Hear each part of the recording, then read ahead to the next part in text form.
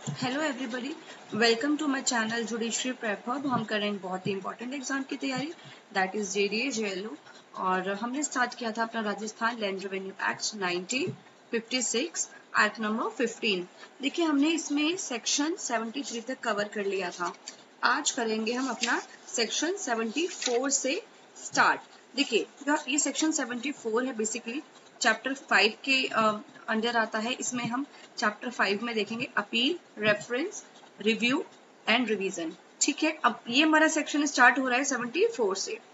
तो देखिए 74 किस बारे में बात कर रहे हैं? Appeal to be as allowed by this act. ठीक है, अपीलें इस अधिनियम द्वारा स्वीकृत रीति से होंगी। देखिए सिंपल सी बात है, no appeal shall lie from any order of a revenue court or officer unless such appeal is specifically provided under this act. ठीक है, तो अगर राजस्व न्यायालय ने या किसी अधिकारी ने कोई आदेश दिया है तो उस आदेश के विरुद्ध अपील तभी होगी जब इस अधिनियम में उसका प्रावधान हो। ठीक है, जैसे कि if the act does not specifically allow appeal against a particular order, no appeal can be filed। यदि अधिनियम में किसी विशेष आदेश के विरुद्ध अपील की अनुमति नहीं देता तो अपील दाखिल नहीं की जा सकती। Appeal against revenue order can be filed. तो क्या आप राजस्व के आदेश के विरुद्ध अपील कब की जा सकती है? Only when provided under this act. फिर हमारा सेक्शन 75 फर्स्ट अपील की बात करते हैं। अब ये ध्यान से देखिए, इसका सबसेक्शन ए बात कर रहा है first appeal from original order of tehsildar in matters not connected with settlement or land record lies to collector. देखिए सबसे पहली बात इसने ये कही है कि जो सेटलमेंट या लैंड रिकॉर्ड से संबंधित मामला नहीं होना चाहिए। ठीक है, तो अगर तहसीलदार के मूल आदेश के विरुद्ध, तो अगर तहसीलदार ने क्या किया है, कोई मामला सुना है लेकिन वो मामला सेटलमेंट या लैंड रिकॉर्ड नहीं है, ये बात आप हमेशा याद रखना। वो मामला क्या है? सेटलमेंट या लैंड रिकॉर्ड से संबंधित नहीं होने वाले मामले में तहसीलदार के मूल आदेश के विरुद्ध प्रथम अपील कलेक्टर के पास जाएगी। ठीक है, तो आप ये बात याद रखना। First appeal from an original of order, first appeal from an original order of tehsildar in matters not connected with settlement or land record lies to collector. तो तहसीलदार की अपील कहाँ जा रही है? कलेक्टर के पास, लेकिन वो जो मैटर है वो सेटलमेंट या फिर लैंड रिकॉर्ड मैटर नहीं होना चाहिए। तहसीलदार ने पास किया एक ऑर्डर किसके regarding? Recovery of land revenue. तो ये सेटलमेंट और लैंड रिकॉर्ड से तो रिलेटेड मामला नहीं है, तो अब जाएगी अपील कलेक्टर के पास। फिर इसका subsection B, appeal from assistant collector, SDO, collector to revenue appellate authority. इस सेक्शन ने ये कहा अगर अपील अगर आपको अपील में ले जाना है, ओरिजिनल ऑर्डर किसने पास किया है? यहाँ पर ओरिजिनल ऑर्डर पास कर रहा है तहसीलदार। ओरिजिनल ऑर्डर का मतलब होता है सबसे पहले आप केस जहां लेके गए हैं।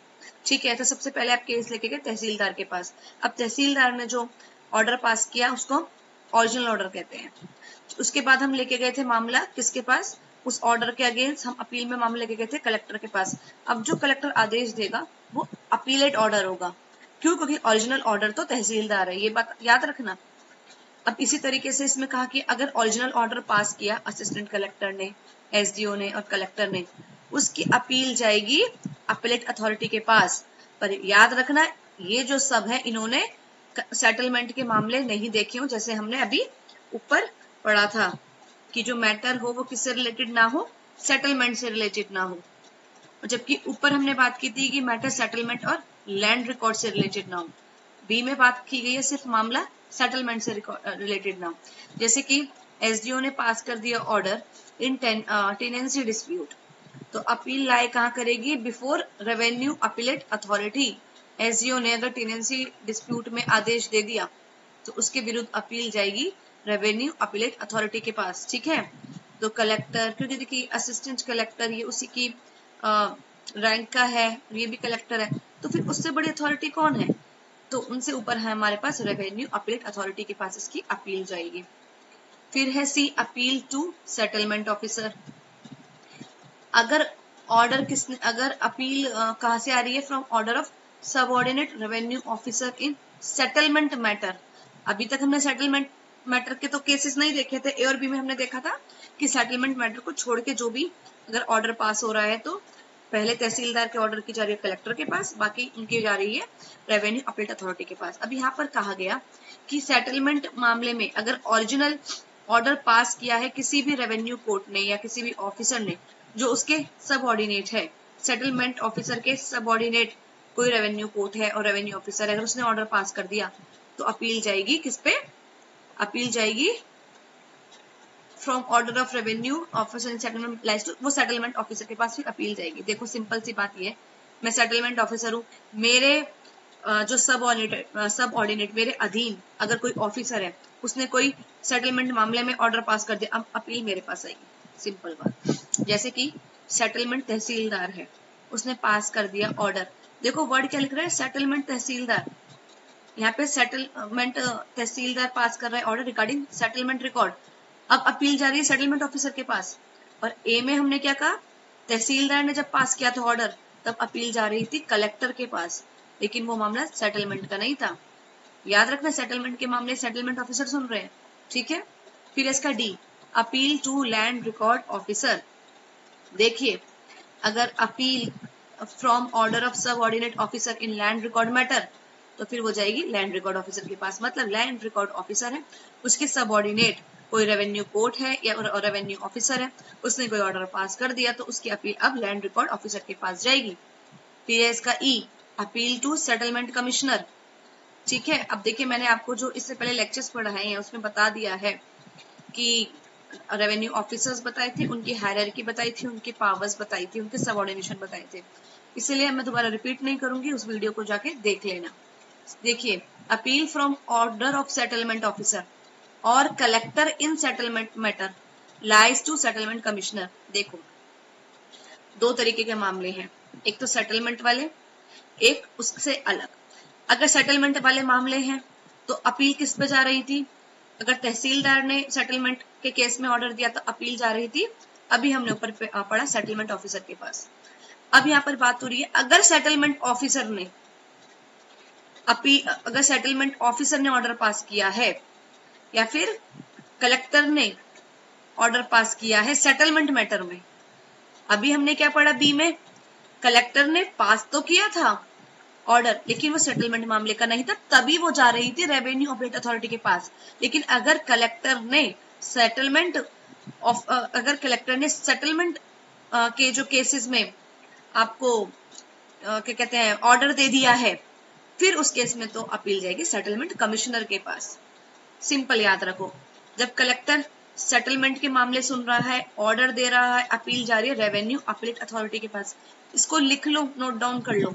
वही कलेक्टर जब सेटलमेंट मामले सुन रहा है तो अपील जा रही है आपकी सेटलमेंट कमिश्नर के पास।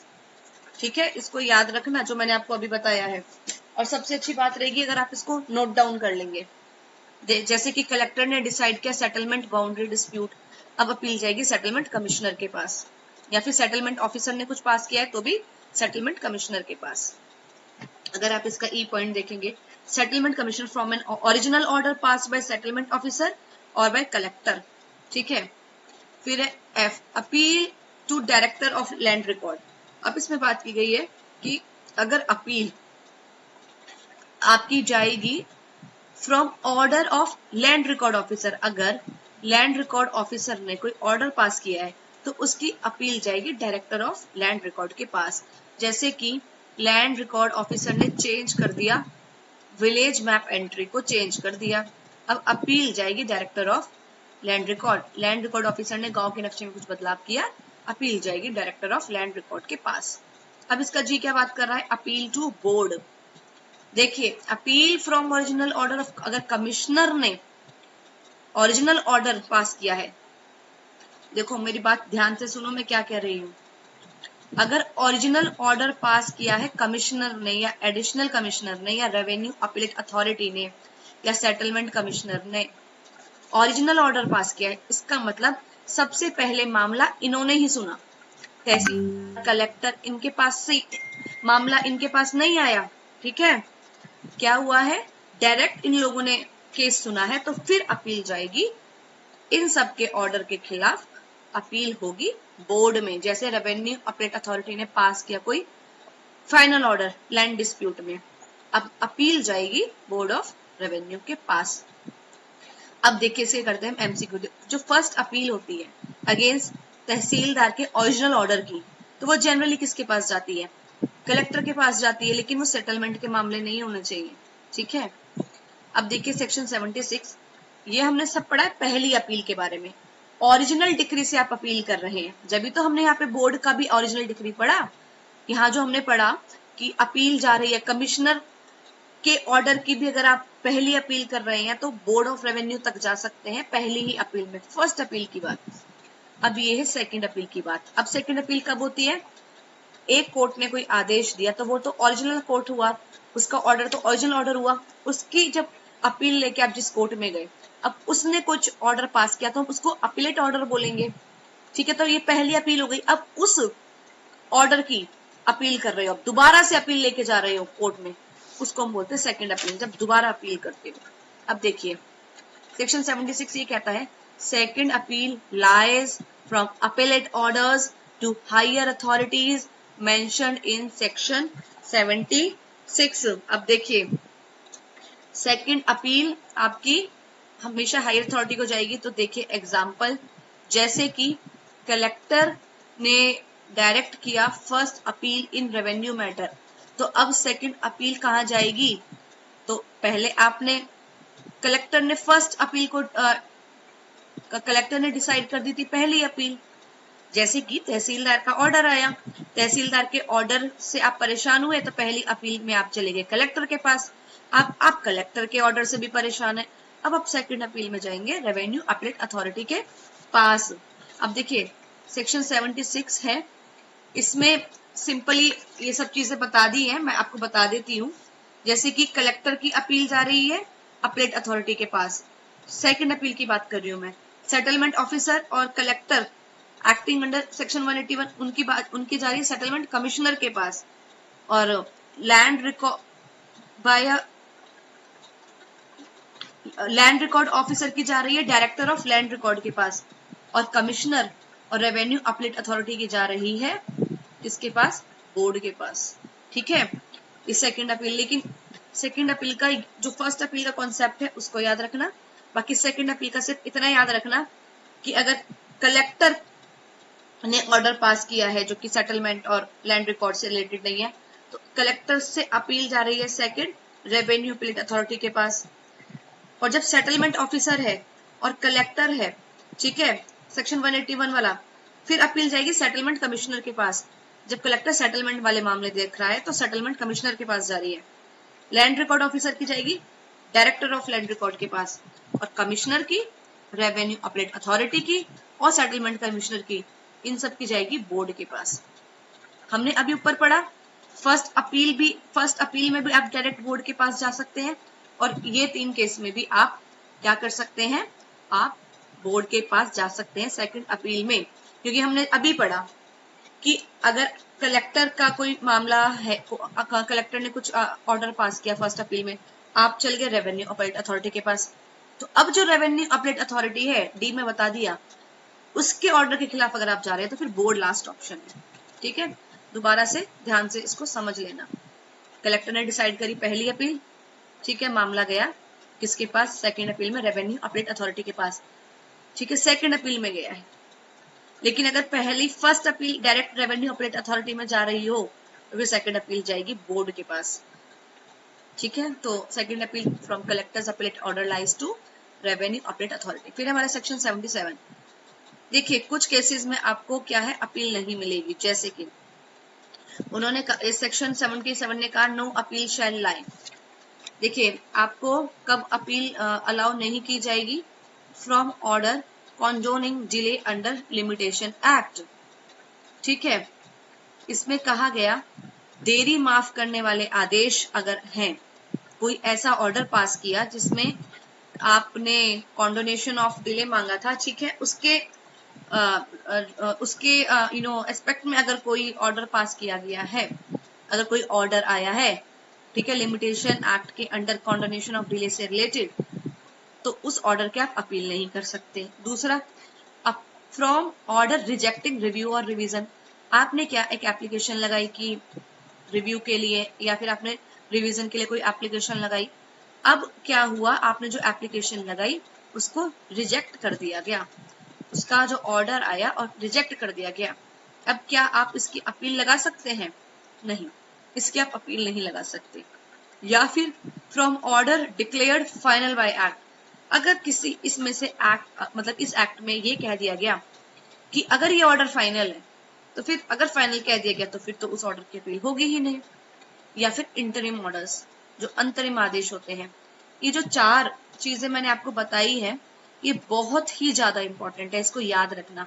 कॉन्डोनेशन of delay, order rejecting review or revision, order declare final, interim orders, इनकी अपील नहीं होती है।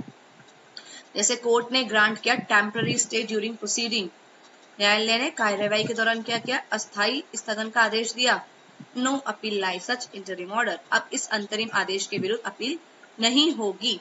तो अपील डज नॉट लाई अगर कोई इंटरिम ऑर्डर है तो। सेक्शन 78 क्या बात कर रहा है, लिमिटेशन फॉर अपील। मैं आपको एक बात बता देती हूँ, सेक्शन 77 में अभी 2 चीजें और है, सबसेक्शन 2 और सबसेक्शन 3, ठीक है, लेकिन वो पेंडिंग केसेस से रिलेटेड है, वो इतना इंपॉर्टेंट नहीं है, वो नहीं पढ़ाया मैंने। सेक्शन 78 लिमिटेशन फॉर अपील, अपीलों के द्वारा परिसीमा या फिर म्याद। देखिए, appeal must be file with in prescribe limitation period. जो टाइम दिया गया है लिमिटेशन पीरियड का, आपको उसी टाइम के अंदर अंदर अपील फाइल करनी है। तो देखिए क्या बताया गया, अगर आपको कलेक्टर के कोर्ट में अपील लगानी है या फिर लैंड रिकॉर्ड ऑफिसर के कोर्ट में अपील लगानी है या फिर सेटलमेंट ऑफिसर, तो आपको 30 दिन के अंदर अंदर, जिस दिन से वो ऑर्डर पास हुआ है उसके 30 दिन के अंदर अंदर कलेक्टर, लैंड रिकॉर्ड ऑफिसर और सेटलमेंट ऑफिसर को अपील लगा देनी है। फिर देखिए revenue appellate authority, settlement commissioner, director of land record, ये थोड़े इनसे ज्यादा बड़े ऑफिसर हैं, इसलिए उनको थोड़ा ज्यादा टाइम दे दिया कि इनको अगर आप अपील इनके कोर्ट में अपील लगा रहे हो तो ठीक है 60 दिन के अंदर अंदर लगा देना, जिस दिन से ऑर्डर आया है। देखिए, अगर आप बोर्ड में अपील फाइल करना चाहते हैं तो 90 दिन के अंदर अंदर लगा दो, क्योंकि बोर्ड सबसे बड़ी पावर है, तो उसका टाइम लिमिट भी बढ़ा दिया, 90 दिन कर दिया, तो 30-60 दिन, 30, 60 और 90 दिन, इसका कॉन्सेप्ट याद रखना। तहसीलदार ने पास किया 1 जनवरी को ऑर्डर, अगर आपको अपील लगानी है कलेक्टर के पास तो 30 दिन के अंदर अंदर लगा दो, ठीक है। तो लिमिटेशन पीरियड क्या है फॉर अपील टू बोर्ड, तो अब बोर्ड के पास जा रहे हैं, बोर्ड है बहुत बड़ी अथॉरिटी, तो 90 दिन। Section 79 certified copy to accompany appeal, तो देखिए every appeal petition must be accompanied by certified copy of the order challenged unless exempted। इसने कहा कि हर अपील के साथ चुनौती दिए गए आदेश, क्योंकि आप ऑर्डर को ही तो चैलेंज कर रहे हो तभी तो आपने अपील फाइल की है, तो उस जो ऑर्डर है उसकी प्रमाणित प्रति लगाना आवश्यक है अपील के साथ, ठीक है। तो अपील पेटिशन के साथ साथ आपको उस ऑर्डर की सर्टिफाइड कॉपी भी लगानी होगी, अनलेस एग्जेम्प्टेड। अगर अलाउ किया है कि आप नहीं भी लगाएंगे तो चलेगा, वो एक अलग बात है। Example, a person files appeal against collector's order without certified copy. किसी व्यक्ति ने क्या किया, कलेक्टर के आदेश के विरुद्ध सर्टिफाइड कॉपी लगाए बिना ही अपील की। Appeal may not be accepted unless exemption is granted. तो क्या होगा, छूट ना मिलने पर फिर अपील स्वीकार नहीं की ही जाएगी। तो देखिए, appeal petition should generally contain क्या होना चाहिए, अपील के साथ साथ होना चाहिए certified copy of the order. उसके बाद आप आते हैं सेक्शन 80 में, पावर ऑफ अपीलेट अथॉरिटी। अब जो भी अपीलेट अथॉरिटी है उसकी पावर के बारे में बात की गई है, अपील सुनने वाले जो प्राधिकारी है उनकी शक्तियां। अब कहा गया अगर अपीलेट अथॉरिटी क्या कर सकती है, चाहे तो उस अपील को एडमिट भी कर सकती है और चाहे तो उस अपील को समली क्या कर सकती है, समली रिजेक्ट भी कर सकती है आफ्टर हियरिंग द अपीलेंट। तो अपीलीय प्राधिकारी अपील को स्वीकार भी कर सकता है या फिर अपीलकर्ता को सुनकर उसे संक्षेप में ही खारिज कर सकता है। Example, if appeal is filed after limitation period without valid reason, उसको समली रिजेक्ट कर दिया जाएगा, सही बात है। यदि अपील समय सीमा के बाद बिना उचित कारण के दायर की है तो उसे संक्षेप में खारिज किया जा सकता है। हियरिंग आफ्टर एडमिशन, अब अपील को क्या है, सुना जा रहा है, ठीक है। देखिए ये क्या बात कह रहा है, इफ अपील इज एडमिटेड, अगर आपकी अपील को स्वीकार कर लिया जाता है। अब स्वीकार कर लिया तो इसका मतलब ये नहीं कि आपने बस अपील पिटीशन लगाई और आपका मतलब अपील को एडमिट कर लिया। अपील को इसलिए एडमिट किया है कि अब इस अपील पर हम आपको सुनेंगे, ठीक है। तो अब हियरिंग डेट फिक्स की जाएगी, उस अपील को सुनने की तारीख तय होगी और नोटिस दिया जाएगा रिस्पोंडेंट को, ठीक है। और साथ में नोटिस भी भेजा जाएगा कि देखिए अपील फाइल हुई है इस ऑर्डर के अगेंस्ट, आप भी आ जाना, इस तारीख को हम इसको सुनेंगे। जैसे कलेक्टर ने एडमिट कर ली अपील, अब उसके नोटिस को अपोजिट पार्टी को भेज दिया हियरिंग के लिए, जिस दिन सुनवाई है उसका नोटिस भेज दिया।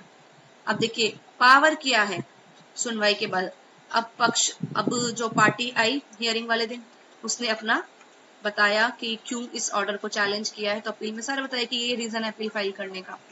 अब कोर्ट क्या कर सकती है आफ्टर हियरिंग पार्टी, अब ये जो अपीलेट अथॉरिटी है वो क्या कर सकती है, ऑर्डर को कंफर्म भी कर सकती है जो लोअर कोर्ट ने पास किया था, मॉडिफाई भी कर सकती है उस ऑर्डर को, रिवर्स भी कर सकती है उस ऑर्डर को, एडिशनल एविडेंस चाहे तो वो भी ले सकती है, फर्दर इन्वेस्टिगेशन का ऑर्डर दे सकती है। ये इंपॉर्टेंट पॉइंट है, इसको याद रखना। और क्या कर सकती है, रिमांड भी कर सकती है, मामले को वापस भेज सकती है। अब एक बात याद रखना, ये जो है आदेश की पुष्टि करना, बदलना, रद्द करना, अतिरिक्त साक्ष्य लेना, आगे जांच करा सकती है या मामले को वापस भी भेज सकती है इसको अपील को सुनने के बाद, इस पे हियरिंग सुनने के बाद। तो देखिए example, revenue appellate authority finds incomplete evidence and remands case back to tehsildar. Revenue appellate authority ने क्या पाया कि साक्ष्य तो अभी अधूरे हैं और फिर से मामला किसको भेज दिया, फिर से मामला तहसीलदार को भेज दिया गया, ठीक है। तो अपीलेट अथॉरिटी क्या कर सकती है, सारी चीजें, ऑर्डर को रिवर्स कर सकती है मतलब आदेश को पलट सकती है, रिमांड कर सकती है केस को मतलब वापस भेज देगी मामला जहां से आया है, या एडिशनल एविडेंस लेगी, या फिर सारी चीजें। अब देखिए section 81, power to stay execution. अगर अपील को एडमिट कर लिया जाता है, अपीलेट अथॉरिटी क्या कर सकती है, उसके पास पावर है, स्टे लगा देगी execution of the order during pendency of appeal. देखिए लोअर कोर्ट ने तो ऑर्डर पास कर दिया, अब आप लोअर कोर्ट के ऑर्डर, जो लोअर कोर्ट ने ऑर्डर पास किया था उसके खिलाफ आपने अपील फाइल कर दी। अब आपने जब अपील फाइल की तो उस ऑर्डर का क्या, जो लोअर कोर्ट ने फाइल किया है, तो क्या वो ऑर्डर अपने आप क्या कहते हैं स्टे लग जाएगा उस पर अपने आप? नहीं, अगर अपील स्वीकार कर ली जाती है तो अपीलेट अथॉरिटी चाहे तो जब तक वो अपील पेंडिंग है, जब तक वो अपील वो डिसाइड नहीं कर लेते, क्योंकि अपील अभी एडमिट हुई है, अभी डिसाइड नहीं हुई है, अभी अपील को एडमिट किया गया है, उस पर हियरिंग होगी, फिर अपील को डिसाइड किया जाएगा, इस बीच हो जाएगा बहुत सारा लंबा टाइम, ठीक है। तो इसको हम बोलते हैं पेंडेंसी ऑफ अपील। तो जब तक ये अपील पेंडिंग है, डिसाइड नहीं हो रही है, तब तक के लिए उस ऑर्डर का क्या, जिसको लेकर आप अपील में आए हो, लोअर कोर्ट क्या करे, अपने आप उस पर स्टे लगा दे। तो कहा गया ये जो अपीलेट अथॉरिटी है तो चाहे उस ऑर्डर के एग्जीक्यूशन पे स्टे लगा सकती है कि अभी इस ऑर्डर को एग्जीक्यूट मत करना जब तक कि ये अपील जो है पेंडिंग है। जैसे ओरिजिनल कोर्ट ऑफिसर में also stay execution before appeal period expire.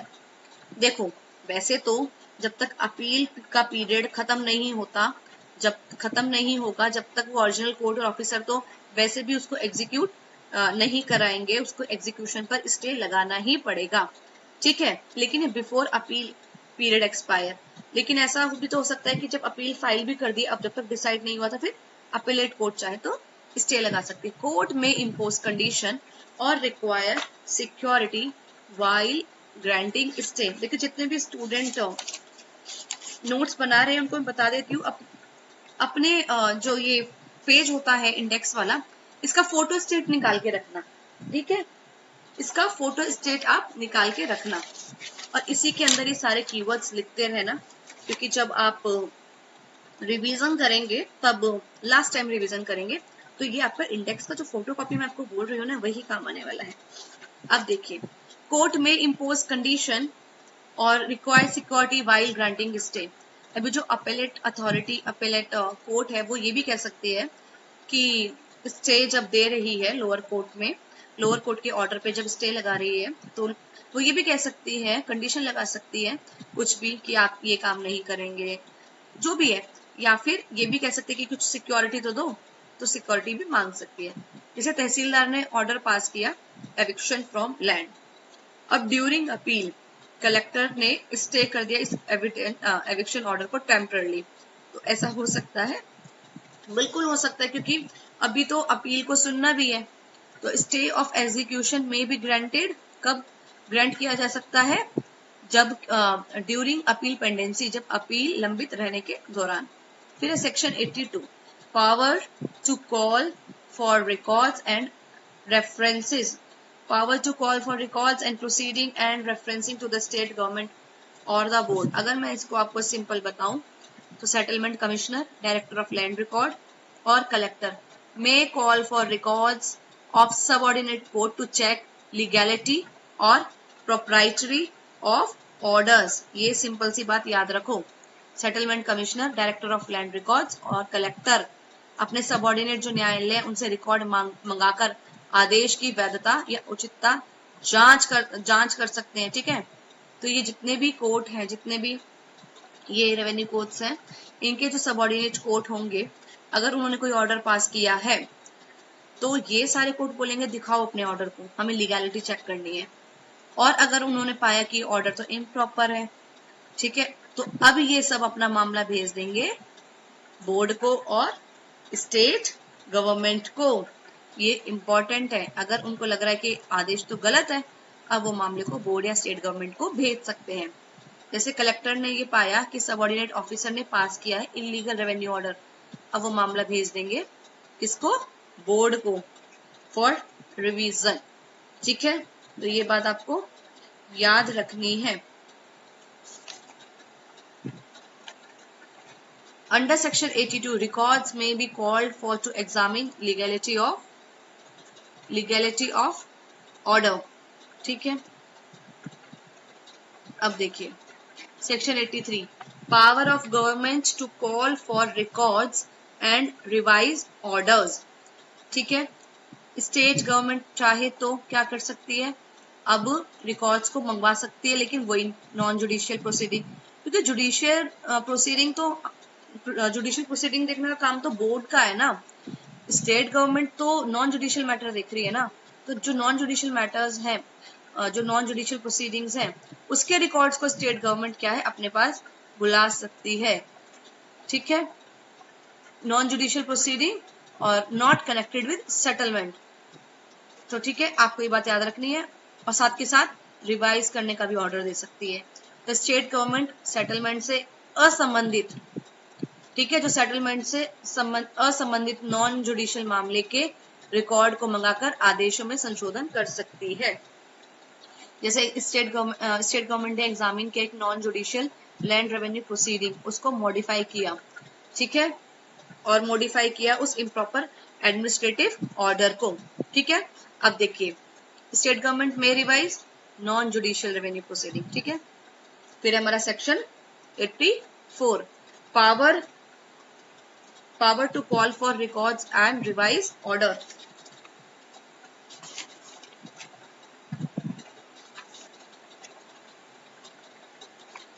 ठीक है,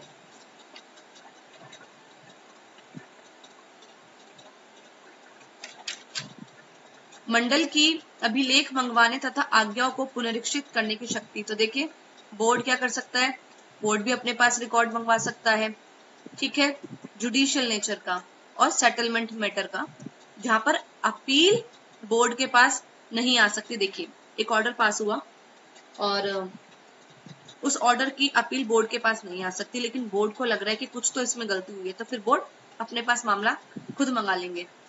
ठीक है, बोर्ड किसी भी न्यायिक या सेटलमेंट संबंधी मामले का रिकॉर्डिंग मंगवा सकते हैं।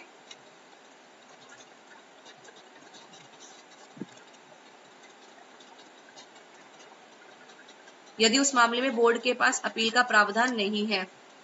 The board can interfere if the lower court or officer, कब कर रहा है बोर्ड इंटरफेयर? जब जुरिडिक्शन को एक्सरसाइज कर दिया, जो कि उस सबऑर्डिनेट कोर्ट के पास था भी नहीं जुरिडिक्शन, और उसको क्या किया? देखो मुझे ऐसा लग रहा है आपको सेक्शन 84 को बेयर एक्ट से खुद पढ़ना चाहिए।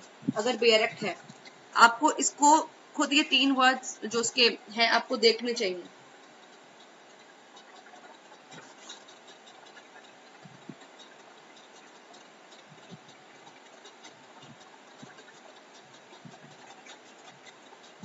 एक बार आप अपने बेयर एक्ट से पढ़ लो, आपको तभी समझ आ जाएगा। The board can interfere if the lower court or officer exercise jurisdiction, क्योंकि बिल्कुल सीपीसी में ऐसा ही लिखा है। जुरिडिक्शन नहीं था लेकिन यूज कर लिया, या फिर जुरिडिक्शन था तो यूज नहीं किया, या फिर इलीगली एक्ट कर लिया, या कोई मटेरियल इरेगुलरिटी हो गई, इस केस में फिर हस्तक्षेप कर सकते हैं। ठीक है, तो अभी हमारा सेक्शन 84 तक कंप्लीट हो गया है। इसमें 84A ऐड नहीं है, इसीलिए मैं अभी इस वीडियो को इतना ही रखती हूँ। That's all for today. Bye bye, take care.